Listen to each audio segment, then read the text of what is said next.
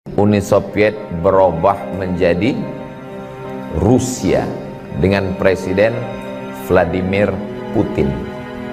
Putin tidak sedahsyat pendahulunya. Dia masih mau meresmikan masjid bersama dengan Erdogan. Dia tidak mengusik Islam. Bukan berarti saya pro Putin.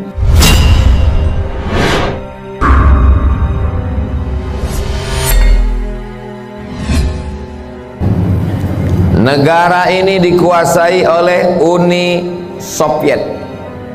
Presiden terakhirnya Gorbachev. Ada yang mengatakan Gorbachev itu orang Bandung. Nama aslinya Cecep Gorbachev.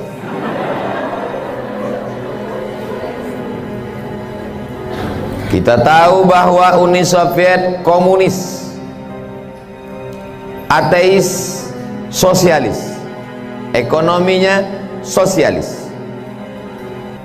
Akidah agamanya komunis, tidak ada Tuhan. Di antara tokohnya adalah Karl Marx. Pemikirannya disebut dengan Marxisme,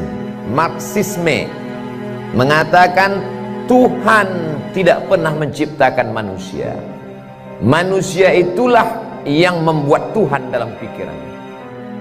Kata Marxis, Tuhan itu, agama itu hanya opium, candu.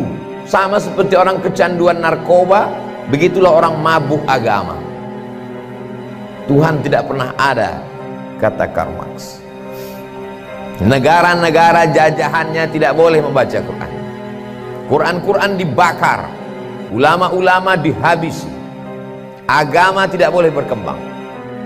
Akhirnya datang Boris Yeltsin. Setelah itu tumbanglah Uni Soviet, dan negara-negara tadi merdeka, dan Soviet menjadi kecil, dan negara tidak sebesar dulu lagi.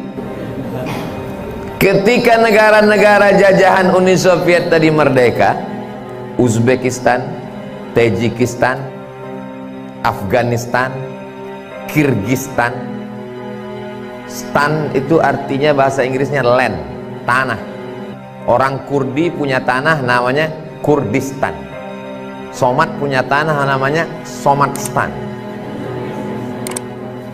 Tajikistan, Uzbekistan, Kazakistan, Kirgistan, Tajikistan, Afghanistan merdeka.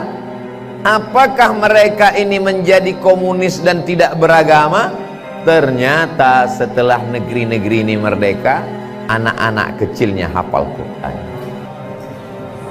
Ya, Masya Allah dulu, cerita belum selesai. Dari mana anak-anak ini bisa hafal Quran? Ternyata di dalam kamar itu malam-malam tanahnya digali. Digali pasir tanah di kamar itu, lalu kemudian bagian atasnya ditutup pakai papan dan karpet. Anak-anak dimasukkan ke dalam, gelap, tidak dikasih lampu, menghafal Quran, memakai metode talqin. Guru membaca, murid mendengar. Uni Soviet berubah menjadi Rusia dengan Presiden Vladimir Putin. Putin tidak sedahsyat pendahulunya. Dia masih mau meresmikan masjid bersama dengan Erdogan. Dia tidak mengusik Islam. Bukan berarti saya pro Putin. Lalu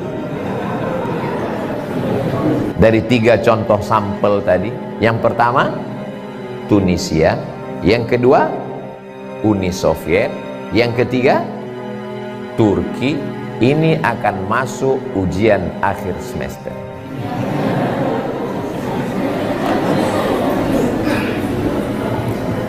Kesimpulannya adalah jangan takut dengan penguasa yang zalim.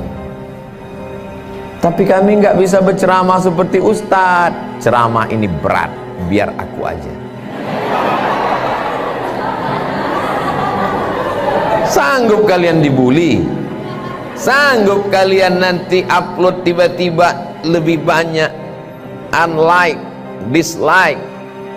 Sanggup kalian diserang oleh bazar, caci maki, sumpah serapah, kalian ngapal Quran. Bismillahirrahmanirrahim. Bismillahirrahmanirrahim. Idzas samaa'u fatarat, idzas samaa'u fatarat, wa idzal kawakibu tatharat, wa idzal kawakibu tatharat, wa idzal biharu fujirat. Tidak melihat Quran tapi hafal Al-Quran. Gelap, di tengah gelap itulah anak-anak itu menghafal Quran. Ketika tentara-tentara Uni Soviet datang, mereka diam, mereka sepi, mereka sunyi.